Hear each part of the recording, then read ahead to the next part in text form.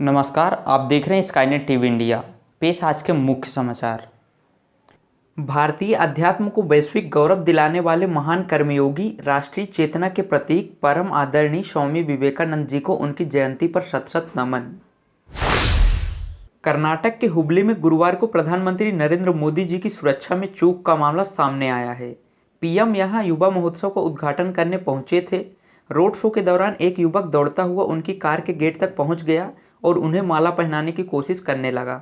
हालांकि सुरक्षा कर्मियों ने युवक को फौरन रोक लिया। इस घटना के कुछ देर बाद ही प्रधानमंत्री नरेंद्र मोदी जी ने यहां 26वें राष्ट्रीय युवा महोत्सव का उद्घाटन किया।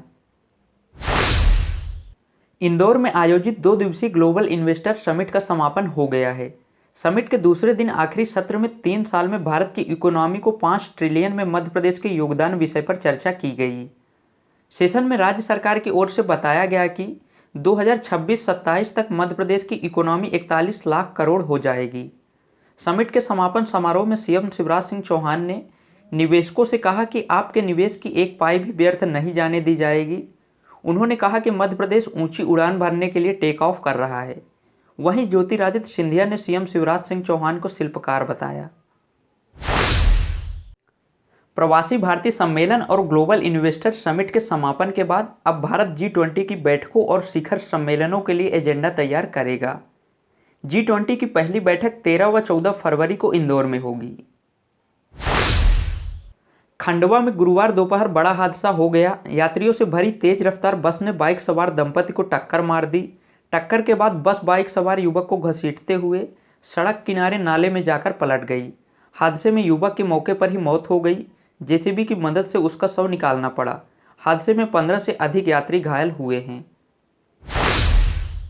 जबलपुर में लोकायुक्त की टीम ने छापा मारा है। लोकायुक्त ने जबलपुर कमिश्नर कार्यालय में पदस्थ चंद्र कुमार दीक्षित को 64,000 रुपये की रिश्वत लेते रंगे हाथ पकड़ा है। चंद्र कुमार दीक्षित कमिश्नर कार्यालय में सहायक ग्रेड 3 के पद पर पदस्थ हैं। फरियादी से किसी केस के एवज में न्याय दिलाने के लिए 64,000 की रिश्वत मांग कर रहे थे।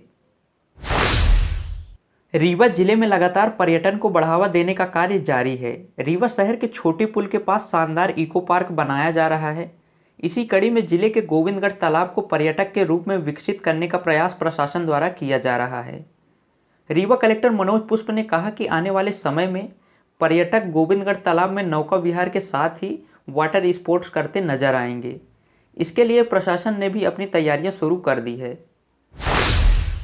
मध्य प्रदेश की राजधानी भोपाल में बीते 4 दिन से चल रही करनी सेना का आंदोलन खत्म हो गया है। एमपी के सहकारिता मंत्री डॉक्टर अरविंद भदौरिया की चर्चा के बाद करनी सेना ने अपना आंदोलन वापस ले लिया है। करनी सेना की सरकार से 21 में से 18 मांगों पर सहमति बनी है। भोपाल गैस त्रासदी में प्रभावितों को यूनियन कार्बाइड से अतिरिक्त मुआवजे को लेकर सुप्रीम कोर्ट में सुनवाई पूरी हो गई है। 3 दिन तक सुनवाई चली। अब फैसला सुरक्षित रखा गया है। गैस पीड़ित संगठनों को उम्मीद है कि जल्द ही सुप्रीम कोर्ट फैसला सुनाएगा। मध्य प्रदेश में कड़ाके की ठंड से थोड़ी राहत मिली है, लेकिन ग्वालियर चंबल संभाग में कोहरे का असर ज़्यादा है। कुछ जगह पर विजिबिलिटी 50 से 200 मीटर के बीच है। मध्य प्रदेश में बुधवार रात सबसे कम तापमान उमरिया और पचमढ़ी में 6.4 डिग्री रिकॉर्ड हुआ। 38 शहरों में न्यूनतम तापमान 10 डिग्री या इससे ऊपर रिकॉर्ड हुआ।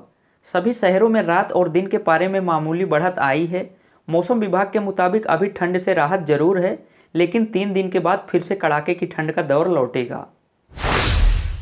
कल दिन भर की प्रमुख खबरों के साथ फिर मिलते हैं। तब तक के लिए शुभ रात्रि।